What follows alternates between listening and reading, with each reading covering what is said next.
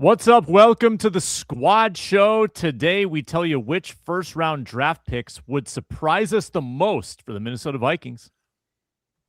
What's going on? Luke Inman at Luke_Spinman. 17 days, 8 hours until the NFL draft. But who's counting? Not me. I'm Tyler Fornes with A2Z Sports, and there may only be 17 days to the NFL draft, but it's 59 days until the start of the CFL season. Go Blue Bombers. And I'm Luke Braun of Locked On Vikings. Technically, it is after dark. Just yesterday's dark. Skol! It's the Viking Squad. Everything Minnesota Vikings, every week. Breaking down all the big hits and game-changing plays from the land of 10,000 lakes. The way only the Locked On Podcast Network can. It's time to gear up. The Viking Squad Show starts now.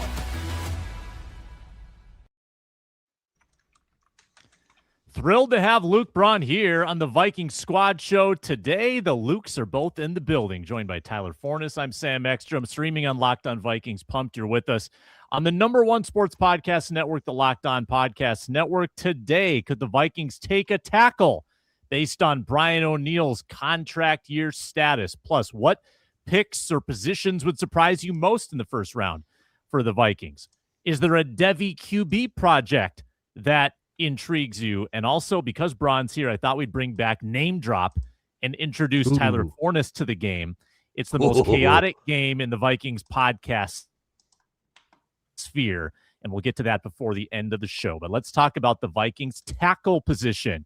Right now, shaping up with Brian O'Neill in a contract year, Christian Darrisaw off an injury-plagued 2025, and Ryan Vandermark, the mysterious offer sheet guy from Buffalo. Don't know much about him. It kind of seems fun. But based on where the Vikings are at in the tackle room, we haven't talked about tackle really at all in this build-up to the draft as a possibility for the Vikings because of how expensive their tackle room is, because of the quality of their tackles. But we sit here not knowing who the GM's going to be, not knowing how aggressive they'll be with extensions, not knowing if Brian O'Neill at age 30 will be back beyond this season yet. I think Inman, you've said you'd like him back. Forno, I think everybody's expressed that an extension makes sense. But what if that's not the plan? What if a tackle of the future is available in the first round? Could that be a direction the Vikings go? And Luke Braun gets the first word today. So it has been reported that it is the plan, that they've got an extension budgeted, at least. That was a Kevin Seifert report from the Combine. But in this hypothetical, like there's a plan to, there's an intention to, but the draft can always make you change course if somebody crazy falls. And I am not familiar enough with the tackle prospects. I know these other two guys are going to be way, way, way deeper into all this than I am. But the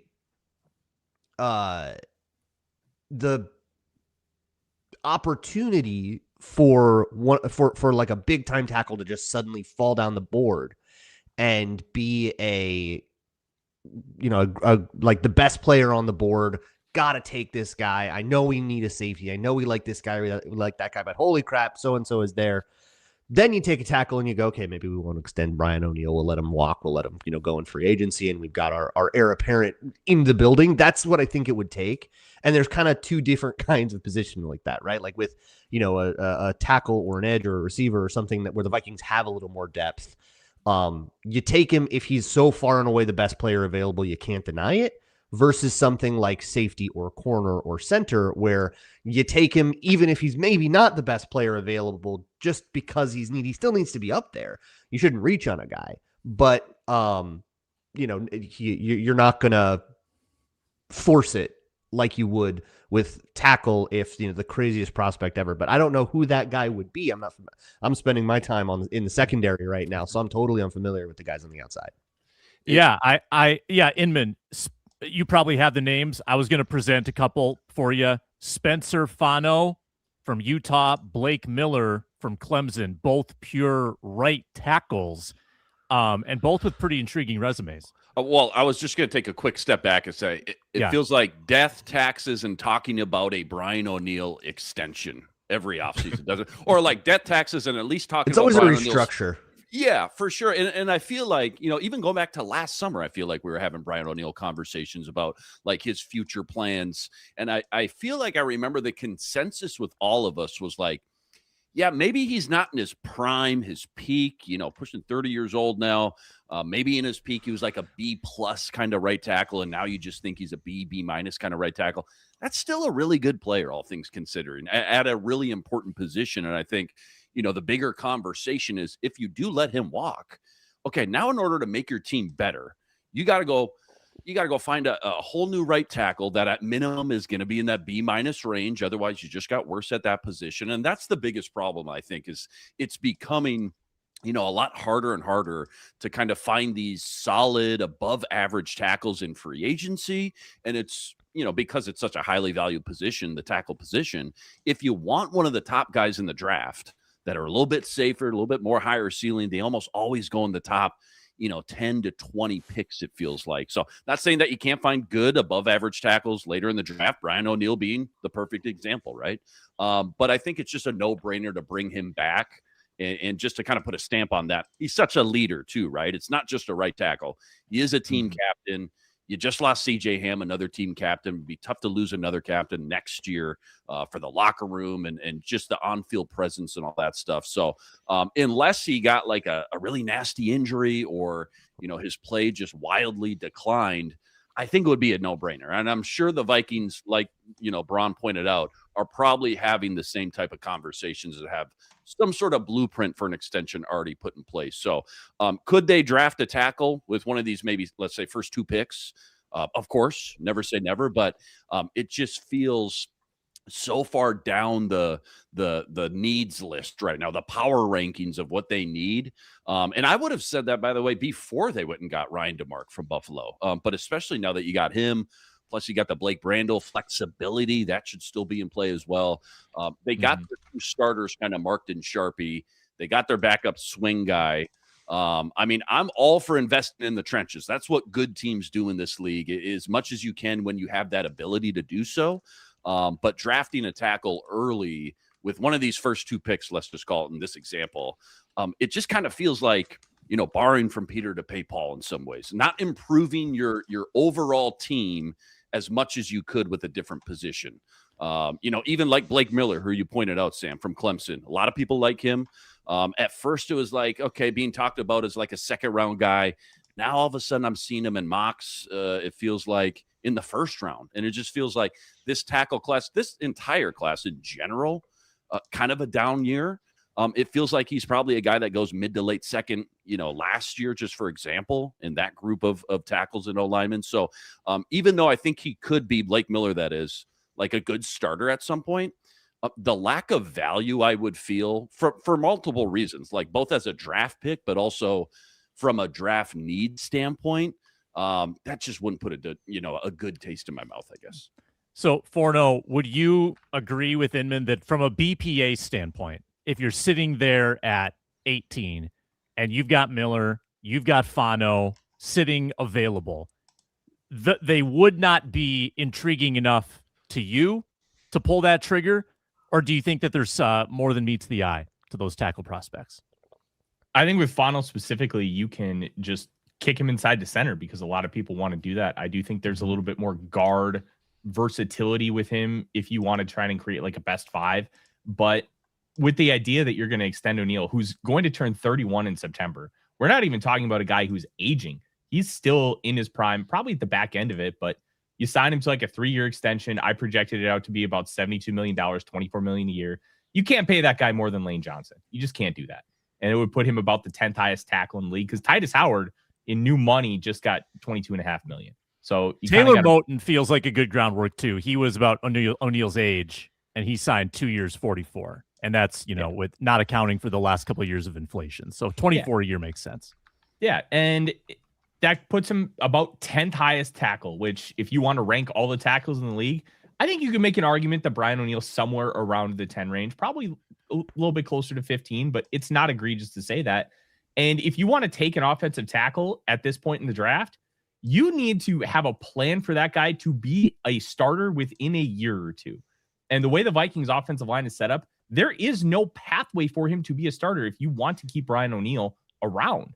And you can make the argument, oh, we have plans to extend Brian O'Neill, but this guy just fell into our lap. We had no idea he would be available. We just have to take him. Okay, then you go out and you try and trade O'Neill during the draft, and then you're essentially going to get less value back for him. Or you just start O'Neill for a year and then give that guy the job in year 2. But I don't even think that's necessarily the best process, because you already have a bookend tackle. Keep him around. It's okay to pay good players. And I know salary cap space has become a really big talking point with this team, with how bad it was during free agency, which honestly, their salary cap health moving forward is not bad. They just need to hit on draft picks so they can have cheap contracts. That's the biggest thing. And by taking a guy in round 1 to maybe be a starter down the line, when you already have essentially 4 guys on that starting offensive line relatively locked down. Will Fries, obviously, he needs to play better or he's going to get cut after the year.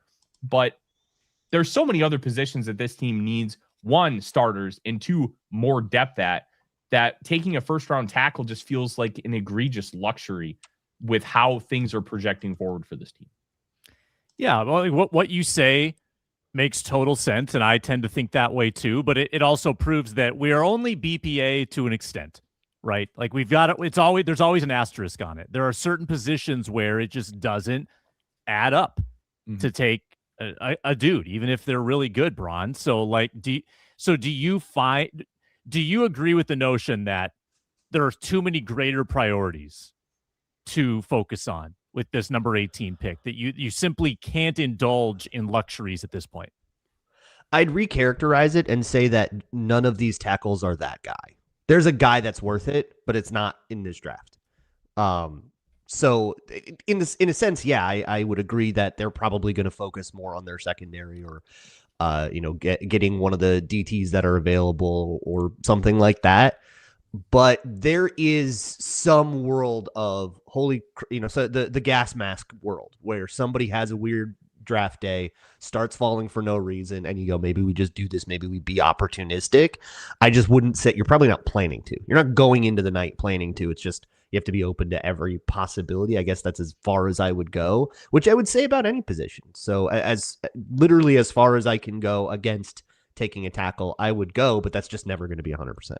Fano would be intriguing, though, like you pointed out, Fornell, because not only could he play tackle, right? If you don't extend O'Neill, he's locked and loaded, ready to go for 2027. But you just called out a really good point. If Will Fries doesn't have another, very good season, maybe they'd cut bait with him, and you can slide Fano in, and really not skip a beat too. So I feel like maybe that would be the one, the gas mask situation, where it feels like he's going top 10, top 12 is his kind of floor. But if he were to fall to 18, maybe there is some conversations in that Viking war room with that. I'm really intrigued by the Fano and Miller profiles. Fano's 21. He's 6'6", 310, ran a 4.91, which was slower than only Logan Jones of any O-lineman that ran, 9.8 RAS. Blake Miller is 6'7". He's super durable in college, ran 5.04, and he's a 9.94 RAS. These are two pretty big, pretty solid. Like, I wouldn't say undersized in any way, but still super explosive and athletic at the right, like purely at right tackle as well. A lot of the top, you don't often see the first round caliber prospects playing just right tackle in college. They're almost all lefts, which Monroe Freeling is. He's arguably the number, 1 or 2 tackle that's going to go off the board, but Fano and Miller are right tackle. Just some food for thought for the Vikings going in here to this here first round. So are there other positions, Forno, that you think would be off limits for the same reasons that you laid out, with the luxury of taking a tackle? Do you view that, is that wide receiver? Would you avoid wide receiver as well? No, especially because I don't necessarily think it's a great process to take a wide receiver 3 in round 1, considering that guy plays 50%-ish of the snaps. But it's also such a premium position where you're going to play that guy about 50% of the snaps in year 1. That's not completely terrible.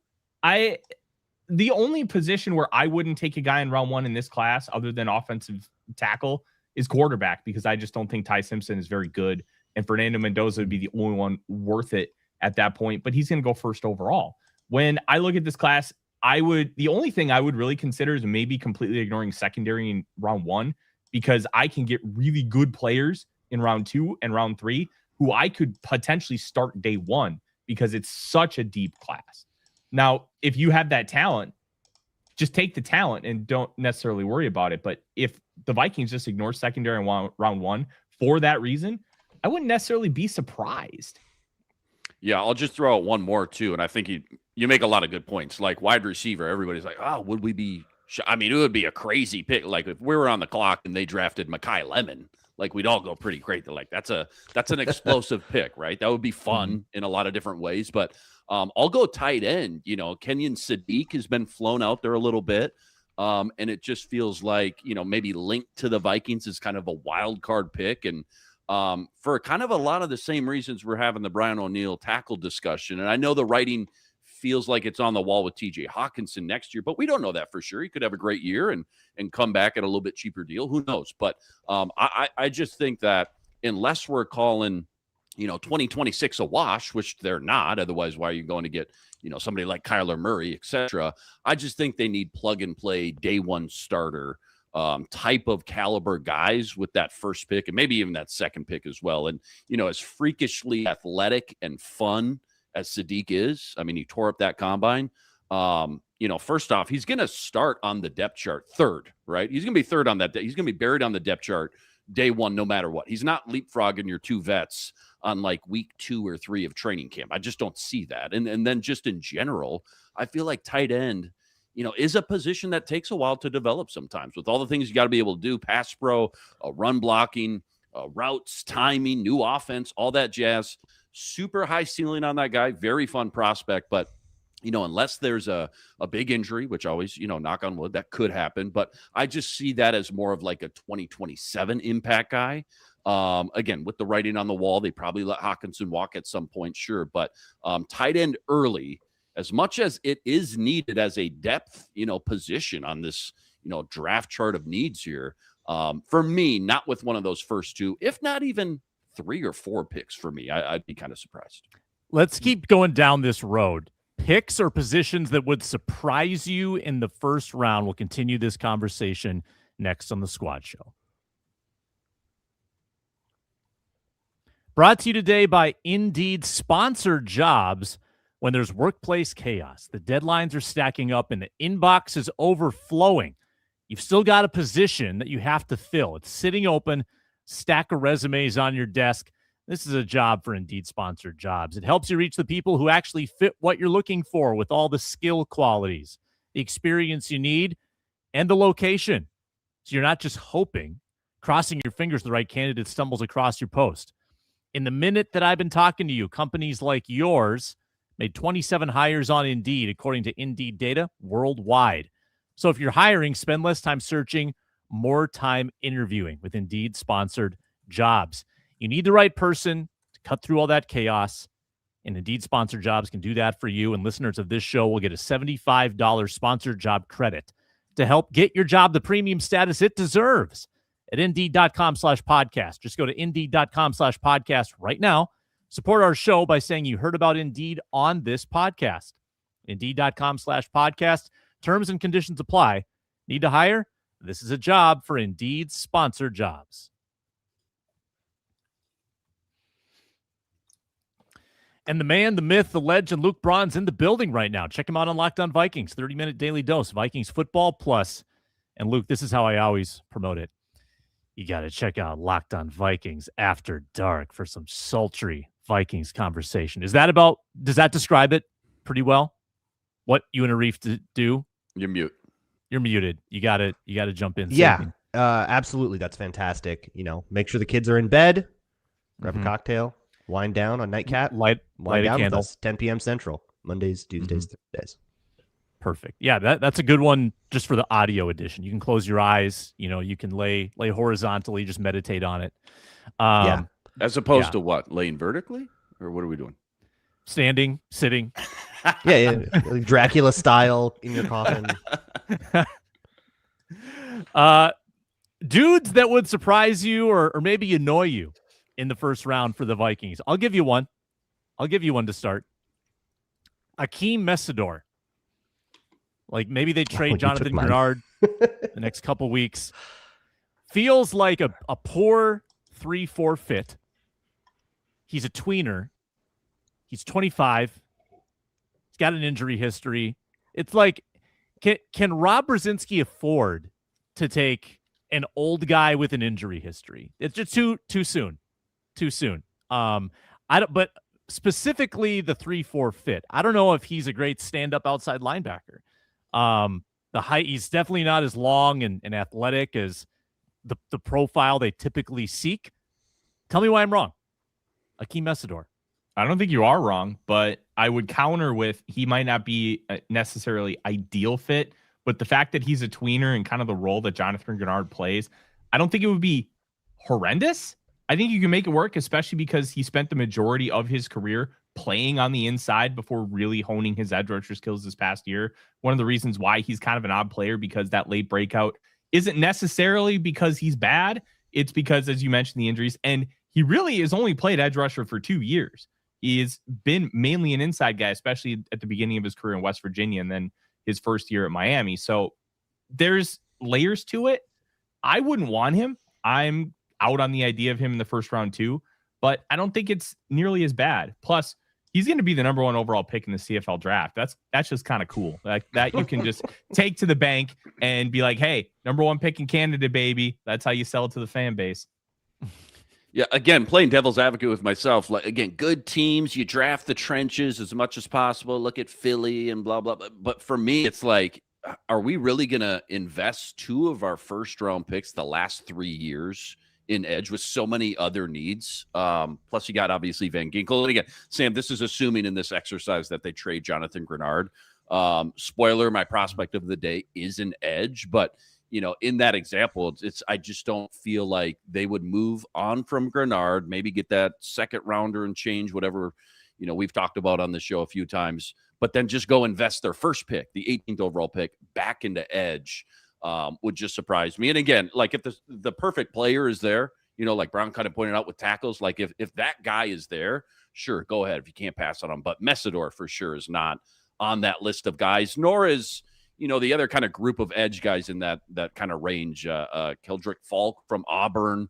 I think Howell from Texas A&M is kind of in that range. Parker from Clemson, I think. None of them, to me, feel like if that guy's there at 18 and we've moved on from Grenard, that you got to pull the trigger. Not with other positions of value, I feel like, that are bigger pressing needs on this roster as it stands right now. Yeah. Bron, are you aware of Tyler Fornes's disdain for Dylan Thieneman?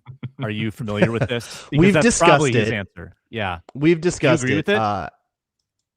I don't go as far. The third round take, I don't go that far, but I do agree that I don't think that he should be the pick at 18. I don't think he fits the Vikings. I listened to last Monday's show where Tyler gave the whole shtick, and I agree with that. That like, I don't think that he has the right kind of athletic profile to be the versatile dude that Flores wants that safety to be. There's other DBs that I would much rather have in that area. I think I agree with Inman that like there are guys on day 2 that where like the value is right, that fit better, that can just like walk in, be that starter, give you that role without you having to cope with a 200-pounder that like can't fit the alley. Like that guy's not going to be able to do that. Like, and there's some nasty missed tackles and stuff on tape. So I would be out on him. I don't think that there's a ton of thought going into the vast majority of national mock drafts giving him there, but it wouldn't surprise me. And nothing really would surprise me. Can I read you something, Sam? This is all of the players on the Vikings roster who are not in a contract year or going into a contract year next year. Okay. Justin Jefferson, Christian Darrisaw, Byron Murphy, Joshua Metellus, Will Fries, who might be cut anyways if he doesn't play right because his contract gets cuttable, Donovan Jackson, Eric Wilson, Theo Jackson, Josh Oliver, J.J. McCarthy. Of starters, of people who started significant time. There's some other draft picks and stuff that played more of depth roles. But like Of actual starters, that is it. There, in terms of needs, you don't have the future set up at tight end 1. You don't have any running backs set up. You don't have your quarterback future set up unless you think it's McCarthy. You don't have a right tackle right now unless you extend O'Neal or do something else. You have a guard spot, or you don't have a center at all. You need an edge of the future. You need 2 D tackles. You have no linebackers set up for the future. You have 1 corner set up for the future. Everything is on the table to me. Everything. I like the take. Yeah. I was just going to say, yeah, draft good football players, I think is what he's trying to. Just draft good football. And we need some glue guys for sure, for not just. Got to hit on someone, yeah. Well. Got to hit on some of these. Huge draft coming up. I'm going to throw out one kind of wild card. Not that I think it'd be a bad pick, but just a surprise. We just talked about Inman and safety. Caleb Downs would be a big surprise because obviously in general, the consensus is like he's gone in the first 10 picks. I think the consensus kind of feels like his absolute floor is like, is it Dallas picking 12? Wherever Dallas is, I want to say 11 or 12. So that'd be a big surprise if he fell. Doesn't sound like that many more spots, 6 more spots, right? But it'd still be a big surprise if he fell. And I'll be totally honest, I've been so entrenched with Thieneman, AJ Halsey, McNeil Warren, all these other guys that I haven't watched a ton of Caleb Downs just because I've always been under the assumption he ain't going to be there anyways. But, obviously he's the consensus is he's one of the blue chip players in this class. But I've also heard some experts and some people that I trust say that he might not be as safe of a pick that everybody's kind of made him out to be. So maybe just takes a couple teams to pass on him. Maybe he ends up slipping past 12. Who knows? I'd give you one more player in the spirit of you need good players. You're open to wide receiver. You're replacing Jalen Naylor with a first round pick. You're just going to be crazy good at receiver. I would be annoyed at Jordan Tyson. This is the wide receiver from Arizona State. Contested catch merchant. Tyler, you're agreeing with me. I don't agree about contested catch merchant, but I agree about the overall take. Injury history, didn't test, can't really get separation that well. What else? Pile on. My biggest concern with Jordan Tyson is he tries to play a twitchy game like Justin Jefferson, but he's not twitchy. He tries to win in route running with some of those twitchy elements that he just doesn't have. And the second anybody gets any kind of physical contact with him, he can't separate. You get a physical corner, like if he goes up against Pat Surtain, he's done. He won't be able to create any separation because the second he gets a nice jab into the shoulder, he's not going to be able to separate and keep the cornerback out of the hip pocket. There's any kind of physicality down the field. He's not able to separate on breaking routes, corners, anything like that. That's a big concern for me. If you want to play a twitchy kind of game, you better have twitch. And for me, he just doesn't have that. So for that reason, I'm out. He's my wide receiver 4. I still have a first round grade. I still think there's a lot of positives to him, but that scares me a lot when you are trying to play a game that you're not necessarily built for and you have those physicality limitations. Who's your 3, by the way? Cooper, Boston, Bernard? Concepcion. I love him, and I think he's a phenomenal fit for how Kevin O'Connell really prioritizes his wide receivers and what his game translates to in what this offense is. I think Tyson slips on draft night. I do. Maybe he still ends up going in the first, sure, but I think he slips, past these top 15 picks. I think he's probably on the board at 18 for sure. The injuries are so bad. Got hurt again before the combine. Sounds like he's not going to be able to suit up at his pro day either. So nobody's going to be able to get those testing numbers, which sure, sometimes we over amplify that stuff. Just go back to the tape. But Tyler, I think you brought up a lot of great points and it feels like his stock is definitely trending downwards, which isn't the end all be all, as we know from the draft history. But I think he's definitely there at 18. And yeah, I'm with you, Sam. I would not love that pick for the Vikings there. Braun, any final surprises or annoyances for you in the first round? I know we already talked a little bit about Sadiq, but I would probably be a little bit more annoyed by that. There's a little bit too much Irv Smith in his game and not in a great way.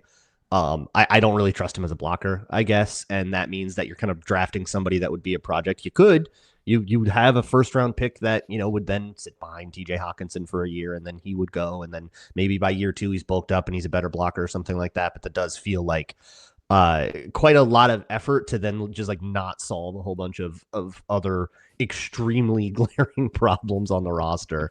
But honestly, I know Tyler agrees with this too. I kind of feel like pick 18 is not the right place to be, and I would love to try to trade back. The problem is all the other teams, I don't know who's going to want to be on pick 18 if it's not the right place to be. So you got to find somebody who wants to come up. You got to find somebody who's taking a draft day fall. So like if somebody is falling further than they should, like Caleb Downs or whatever, if somebody's, whoa, why is that guy still on the board, right? Everybody's talking about it. Picking him might not be the move. It might be trade down. It might be call somebody that wants to come up for this guy who's fallen now within reach, and then try to get a little bit more, especially that mid-round, rounds 2, 3, 4 capital, so you can start to get some contributors here in those spots that matters. Like I really center want is a third-round position. So they've got a huge gap. I want that fourth. Yeah, that's a really good point. Get that gap. That's a really good point. Like we always sit there, trade down, team trade down. Well, who's trading up and for what? And in this draft, you need either a big name there. You need somebody to think Ty Simpson's going to go in the next few picks, and that's our guy, right? Quarterback always a little bit more highly valued, but they may either have to just take a cheaper deal than they normally would. Like, they moved back 5 spots and they only got a fourth and a cheaper deal than they normally would, or they may just have to free fall and go from 18 to like 29, and be okay with that. If you're getting more top 100 picks, I'd be okay with that, depending on, how the board fell that night. But I think it's a great point that it's a lot easier to just sit here and talk about team trade down, which I think we all are. 18 is kind of a weird spot in this class anyways, unless somebody great falls in your lap. But once you're there on draft night, and Brzezinski knows the game, he's seen it all, but a lot easier said than done for sure. The Vikings have 4 quarterbacks. Want a 5th? Who's your favorite developmental QB prospect? Next on the Squad Show. Brought to you today by FanDuel. The NBA playoffs are around the corner. Every possession matters. Every matchup is magnified. Every game can swing a series. Right now, FanDuel is giving new customers a great way to get in the action. Here's what you can do. Bet $5, get $250 in bonus bets if your first bet wins. And you got some money to play with. App makes it easy to follow the action with player stats, trends, matchups all in one place. And that extra insight helps you during the playoffs when everything, like we said, it's just magnified. Timberwolves look like they could have a Lakers or a Nuggets matchup, and you're rooting for the Lakers because they don't have Doncic and they don't have Reeves. And it's looking pear-shaped right now for the Wolves. They are plus 5,000 to win the ship. Could lay down 10, cash 500, just a little flavor, a little action on the Wolves heading into this postseason. Use the website, FanDuel.com, look up the current lines and odds, and personalize your bets, and head to FanDuel.com right now to get started. FanDuel, play your game.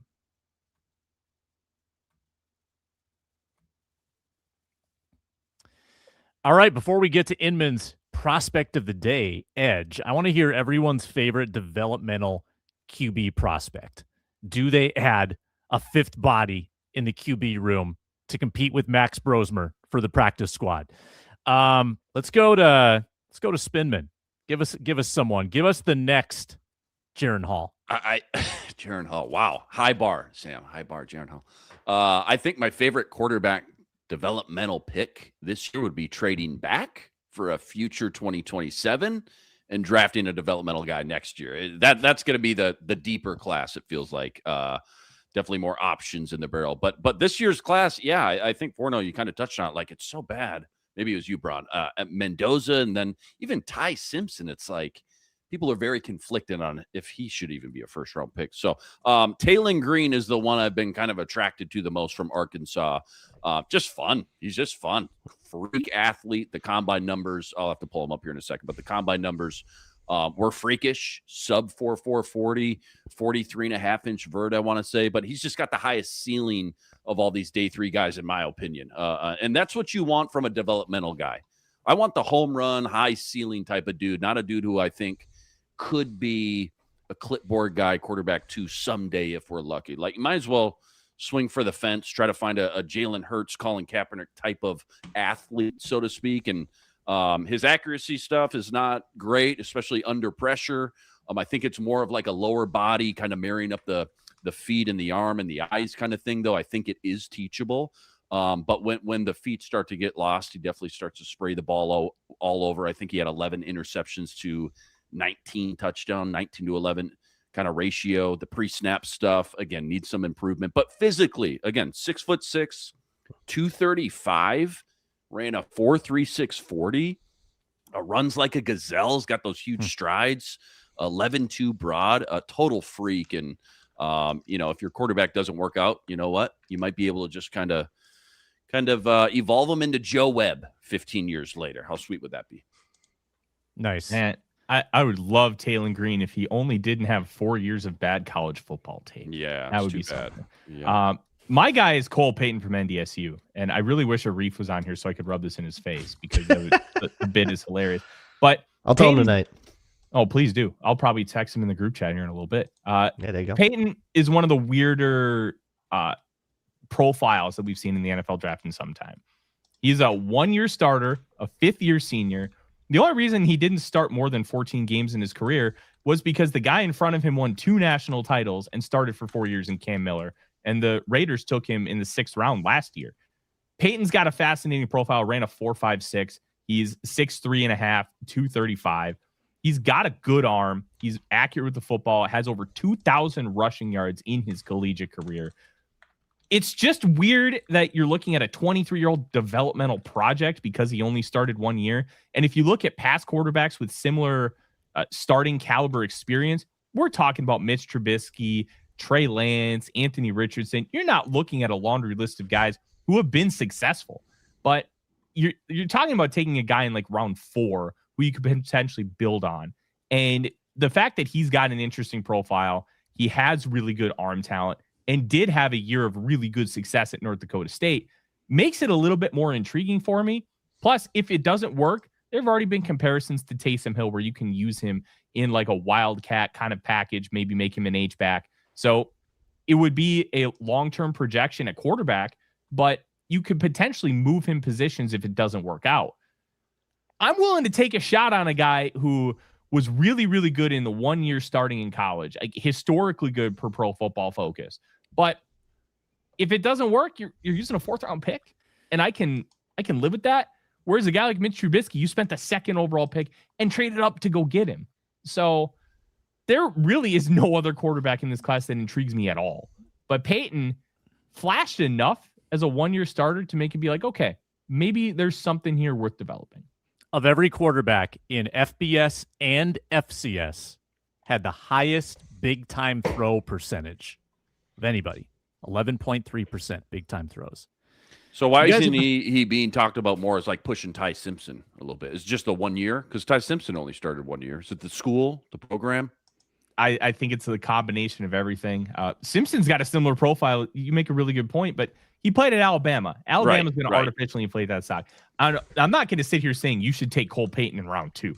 Like, I think that would be a little too much considering he's got a limited profile. Mm-hmm. And I had some reservations about McCarthy's limited profile, and he started 2 years at Michigan and made the college football playoff twice. So having a limited sample size makes it a very volatile projection, which is where round 4, I feel pretty comfortable taking a risk there where I'm not willing to do so on day 2. And that's one of the reasons why I'm very cautious about Ty Simpson. Like, he's only got 1 year of starting experience, and that some of that tape was really, really bad. Vikings are the 7th likeliest on FanDuel to take Simpson, by the way. I checked. Gross. Wild. Breaking news desk, Luke Braun. Dexter Lawrence has requested a trade from the New York Giants. The contract situation has gone up in flames. He's out. What do you think? I think that he could terrorize Garrett Bradbury twice a year if he were here. Let's go. Let's go. Yeah, what do we think that compensation looks like? Probably pretty significant.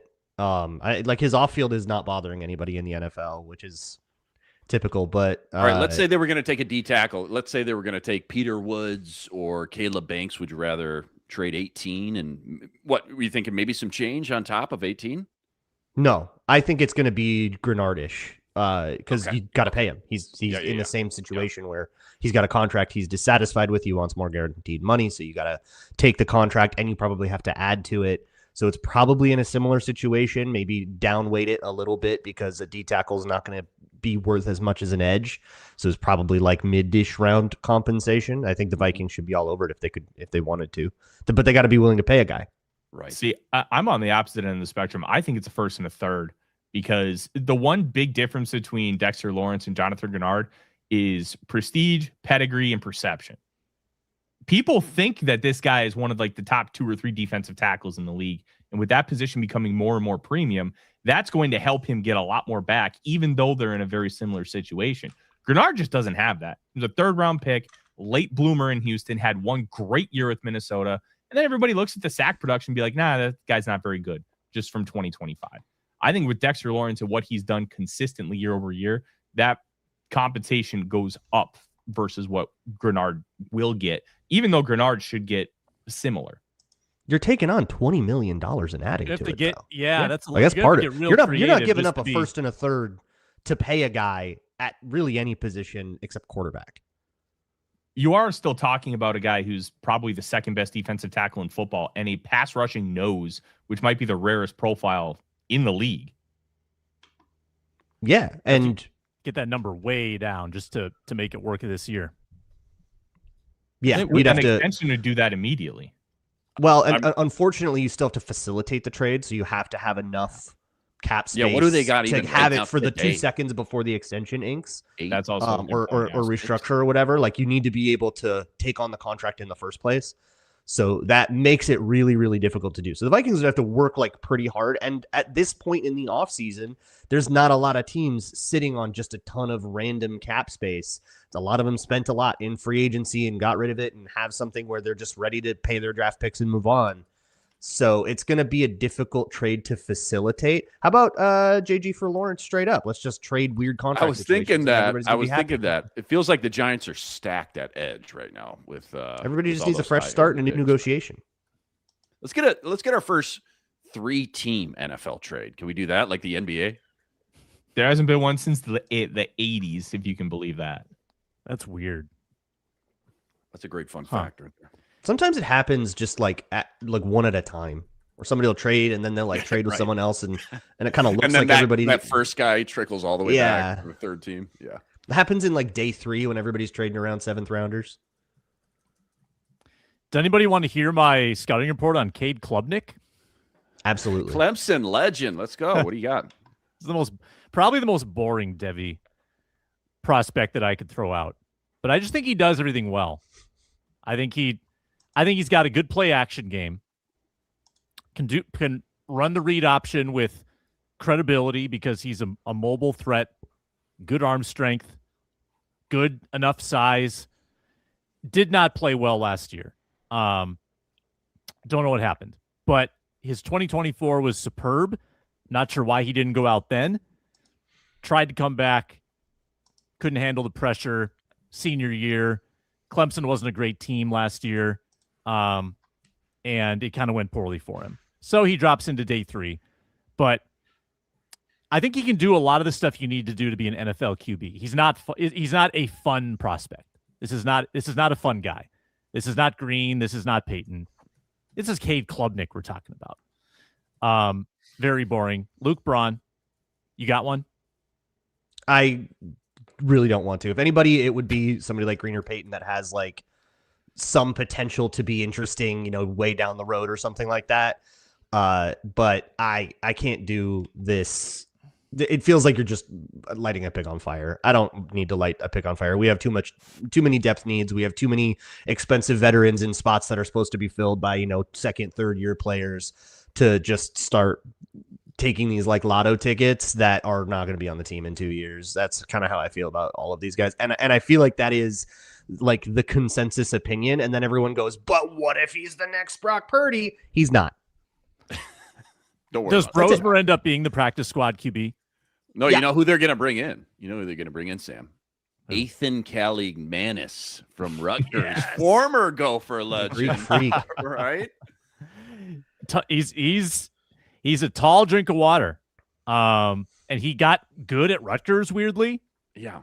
Well, Apparently, better. He got better. You The watched bar was every low, but he got Ethan Caligmanis game. You would know better than anybody how bad he. again, the he bar was low. He did get better for sure, but the bar was low. I was surprised nobody threw out Carson Beck because it feels like Carson Beck feels like the high floor guy, not high ceiling, but like almost one of those just like gonna get drafted, probably be QB2 for the next 5-6 years kind of thing. I will say, Kate Klubnik, you brought up Clemson. I mean, you're on the PFF mock sim or checking out mock draft. Like, there is a lot of Clemson talent in this draft. And for whatever reason, Clemson, yeah, you're right, Sam. Great 2024. For whatever reason, not very good at all on both sides of the ball last year. Mm-hmm. You got us a prospect of the day, Inman. You said it was an edge. You said it's not Messidor. Let's play the gong and get into it. I don't even know how long. Still going. It's a good long fade. Yeah, well, again, I kind of touched on it. We've talked about Jonathan Grenard. The last 2 episodes, I want to say, we've brought up Grenard and these rumors. So I finally just kind of dipped my toes in the edge class, which I haven't watched a lot at all. But there is a guy from Ohio State who I feel like just bang for the buck. Like, I don't hear, I guess, a lot of people talking about him. His name's Caden Curry. Educated guess right now, maybe a day 3 guy, kind of round 4 or 5-ish. Maybe that's a little late. I don't know. Maybe I'm a little late to the party on this guy, but didn't play much at all his entire career at Ohio State until 2025. He comes in as Mr. Football from Indiana. He's this 4-star recruit. And, you come into Ohio State day 1, you got 5-star after 5-star after 5-star up and down that entire defense every year. So there wasn't a lot of wiggle room for him those first few years. But once he finally got out there last year, he produced, man. 12 sacks, 14 quarterback hits, 20 quarterback hurries. He was in the backfield a lot. And I know he did it at multiple spots, too. I want to say 50 snaps at nose tackle, 40 snaps in the B gap. They just kind of lined him up, anywhere and everywhere. I think they just wanted to get him on the field. Elite 90 PFF grade last year. A really good pass rush win rate, 18.2% on true pass sets. Pretty solid run stop win rate. I want to say almost 10%. But end of the day, he's this kind of high motor, hair on fire kind of guy. Athletically, it's not your blue chip, all pro trait guy by any means. He's got shorter arms, 31 and an eighth, I want to say. Doesn't have that elite bend around the edge or elite strength at the point of attack, but just this ultra high motor, hair on fire guy who I think just knows how to rush the passer too, put stress on offensive linemen. It felt like every single play. Great burst, a really good timing against small arms, but got good hand technique. He's got some great counter moves. 6'3", 260. So what is he? Kind of in that tweener label, I guess. He's probably more of an off-ball pass rusher right away, but that's not to say he can't put on 10, 15 pounds like a lot of these guys do after a year or two in an NFL weight room, and get his hand in the dirt at some point as well, if that's where they want him. But on tape, when you throw out the measurables, I just see a good football player.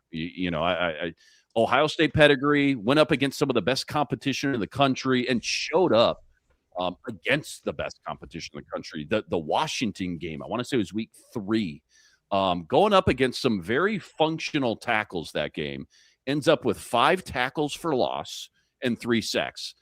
Then there's the Indiana playoff game. I don't know if you guys remember that game or watched that game, but he was the dude who just clothesline Mendoza on the opening drive. Maybe it was the first play of the game. It was the first play.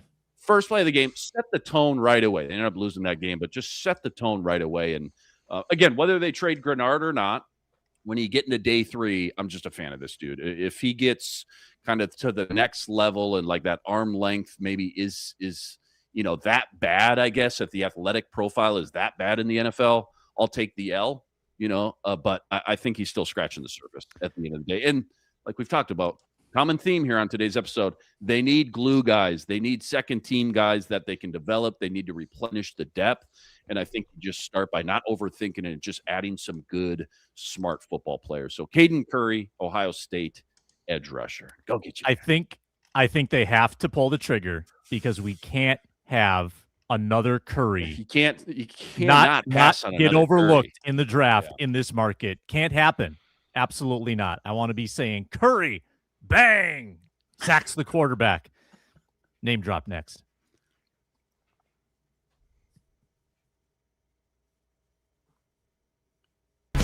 How fast can you think? It's time for the most chaotic game in the Viking podcast sphere. It's Name Drop.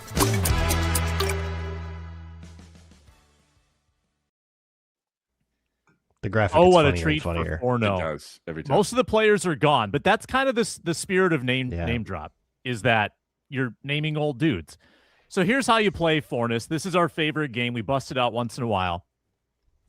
I have a prompt. I'm not playing. I'm just the judge. I have a prompt, and the three of you go around in a circle naming players that apply to the prompt.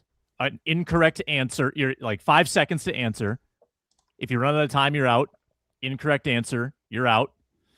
And you go around in a circle with unique answers until one person remains. So practice round, for instance, I might say, and this is the most obvious thing, but like players on the Vikings offensive line right now.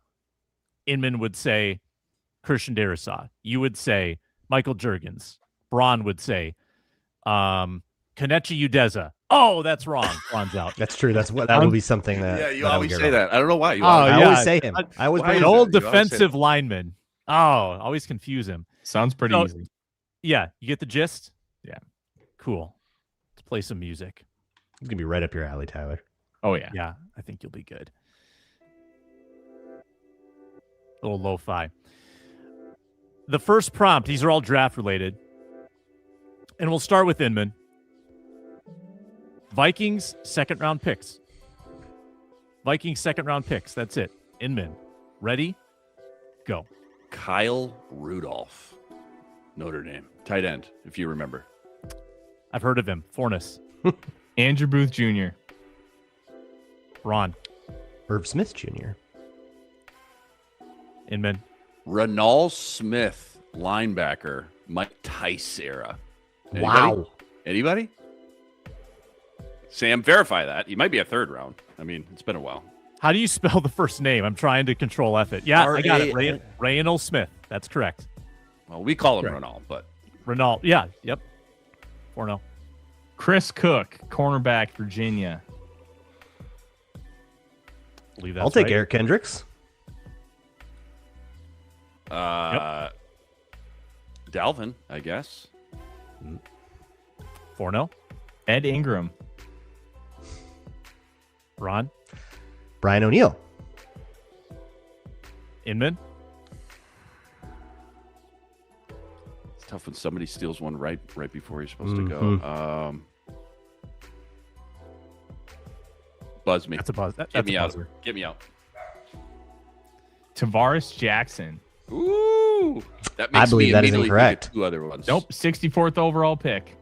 Oh, he was right on the edge. They I was traded thinking it was- 2/3 to go get him. Oh man, nice. I had one right on the tip of my tongue, and then I got distracted and got it. It's yours, Tyler. I think they had two other second round pick. Ryan Cook. Oh, Yep. I was gonna And- say Phil Lodeholt. He was the second, right? Yeah, give it A to little him. bit Let's keep late. this going. That's Forno's Nah, point. Nah, that's fun. Or no. I didn't even get to pull out Kylie Wong, so I had that one in the hip pocket. Next prompt. Vikings first round picks on defense. On defense. Forno, you'll start this time. Chris Dolman. Carl Eller. Ron. Kanechi. Erasmus James. I planted that one. You did. Big Lewis Scene. Chris Hovan. Nice. Good Very one. nice. Forno. Demetrius Underwood. Oh, gotta do it. Mike Hughes. K-Dub. Get the pick in. They get the pick in. Chris Berman, apoplectic. Xavier Rhodes. Ron. I just thought of the 2005. I'm out. I just blanked. That's a I buzz. just thought of Udeze again. That's a buzz for me. I probably Dang. would have been hurting, but Xavier Rhodes makes me think of Sharif Floyd, as long as he didn't get set already. Totally That's true. good. That's good. That's good. Dwayne Washington. Mm. Trey 1994. Waynes. I think, I hope I get the first name right.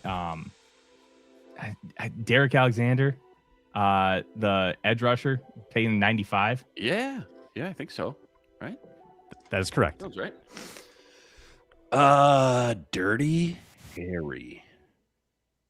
Oh, Christ. Mhm. I'm so mad. Alan Page.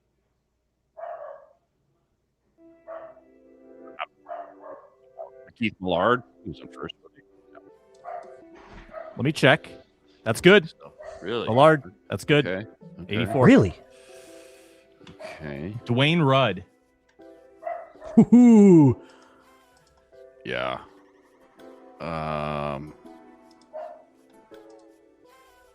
Dwayne Rudd Jr. No, I'm just kidding. I got nothing.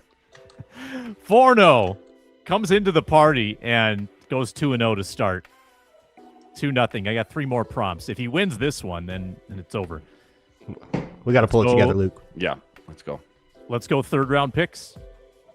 Third round Oh, picks. boy. We start with Braun. Let's go. Third round pick, Mekhi Blackman. Yep. Asher Allen. Yes, I would have said second, but no, you're right. Danielle Hunter.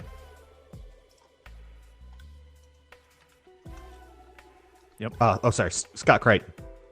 Scott Crichton. Good gravy. 14. What are we doing here? Why am I third round? Pat Elflein? Ooh, under the Good wire. one. Alexander Madison. Josh Robinson. Mm-hmm. This one's right on the border. There's a trade going on there. Drew Samia. That's a 4. I don't think so. Oh, Sorry, Inman. Ty Felton. Wow. yeah. We Can't forget believe the I couldn't obvious think of Ty ones. Felton. Yeah. I just keep thinking of projects from the Spielman era, Right. but super wrong. I blanked so I think hard. I'm that's out again. I think that's a buzz. And you That's a guys buzz. didn't even name Oh one my God! of Dang it, Cameron. the Dantzler. 4. There were the 4 thirds in 21. You didn't go with Oh, any Patrick of them. Jones. Oh my God! They all I didn't even stunk. get to. I didn't even get to pull out Gilbert Brown. Kellen Oh Mond. my God! We're getting cooked, Luke. Yeah. Drew Samia This picked is the 114. thing is like I can think of a million right after the buzzer. Well, It's the the thing is, pressure's too, getting it's me. like I'm skipping over Ty Felton, last year's third, for Asher Allen in the first Yeah. round. What am I doing? Yeah, we got to lock in. Lock Get in. Now on you the just dial have in, to please. avoid the Goodness. shutout. Dial in. Goodness gracious! Forno wins, but you've got to avoid the shutout. We got 2 more. I want day 3 picks on offense. And we'll start with Inman again. Day 3 picks on offense. Ty Chandler. John David Booty.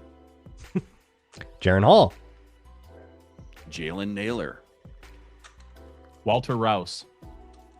Rodney Adams. Stacy Coley. Kyle Hinton. Michael Juergens. KJ Osborne. Stephon Diggs. Bucky Hodges. Blake Brandell. Shoot. I'm blanking. I'm out. We got one. You got one, guys. You got Good job, one. Luke. We finally We got one. on the board Feels with good. one. Feels Nick good. Muse. Nick Muse. Oh, dude. Rock Thomas? Don't tell me he was UDFA. I UDFA. think he was That's UDFA. UDFA. Oh, I'm on the I board. was trying to think of Cedric Faison, He was a fourth. Florida. No. Who was that? Dwayne McBride maybe is who you're trying to think of. Dwayne McBride. Yeah, I was who was also that 5th round tight end that Norv Turner was obsessed with? Not Bucky Hodges. Then he's still in the Michael league. Pruitt. That was the name that I couldn't get in my head. The other part of the draft trade that came from the Matt Castle 5th round pick that turned into Michael Pruitt and Stephon Diggs. That's right. And they took Pruitt 3 picks before Diggs. Can you imagine? Yep. Can you imagine if Diggs got sniped? Oh, one in the chat we probably should have remembered was KJ Osborne. No, Osborne. I said Osborne. Someone did say Osborne.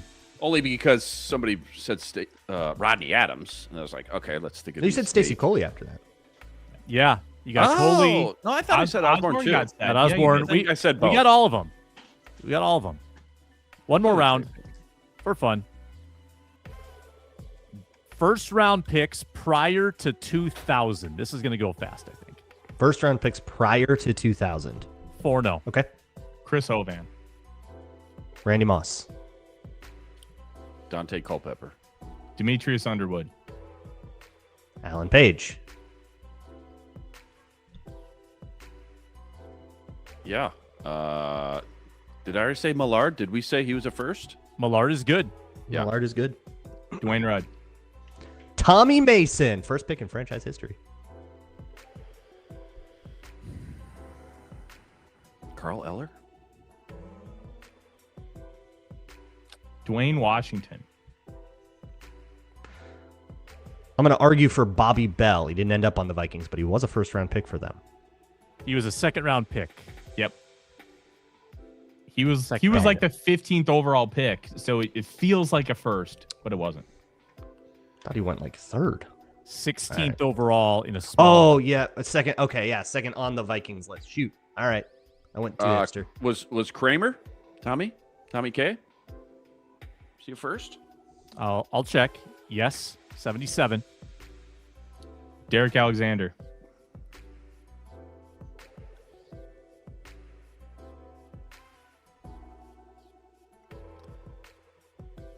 That's a buzz. Didn't even get to pull out Todd Stoops. I don't even think he knew he was up. No, you were up. I was up. Oh, Braun missed on Bobby Bell. Got it. Okay. All right. So, Inman, the guy said, keep going. That was a miscommunication. Keep going. McKinney? No, that's 01. Is that 02? That would be after 2000. I was going to run out. I was going to run out. Well, it was what it was. Do you miss me saying Todd Stussy and Corey Stringer? I gave you 2 in. Yeah, I wasn't going to use the ones that you said, though. That's not how we do it on this show. Fair enough. There's honor among thieves. We missed Anthony Barr, 1st round defense. Chuck He was Foreman is being said. Yeah, are you flip flopping? Yeah, different categories. Mm-hmm. Yeah. Okay. Yeah. Mm-hmm. 4-1 to nothing. Forno in a rout. Forno, do you have a for the next time we do this? Do you have a weakness in Vikings lore? Because we may have to find it. Oh, Luke will know more about me when it comes to like the deep history, like the 60s and stuff. But yeah, you in the 90s and 2000s are like an encyclopedia. Jeez. Yeah, but then get back to the 60s and 70s, and I can probably do better there with like the Super Bowl teams. But it's been a while since that history doc came out. Mm-hmm. I've been a degenerate watching like every second of every NFL draft since '99. So yeah, it's pretty locked and loaded. I usually don't play this game, but when it comes to like remembering like the year and who the Vikings played and what the final score was, like though that's my strength, I can usually go back and pull out old game scores and what happened in the game. Like what game did Adrian Peterson have 3 touchdowns on the road? Yeah, that's you. That's your bread and butter. Chicago. That's what. Yeah, 200 plus yards. Oh, whoa. Okay, yeah, I like it when it's like wins from 2008, and we have to like name the week and the team. That's a fun name drop. Forno, great job. Thanks a lot, everybody. A lot of good draft talk today. Find the audio Locked On Vikings podcast feed wherever you get your podcasts. Hear Luke Braun on Locked On Vikings After Dark with Arif Hassan. Luke Inman is on the postcast after every Twins and Wolves game. He's a busy guy. Multi-sport Swiss Army knife. Appreciate everybody who watched, listened, commented, and subscribed. We'll talk to you next time.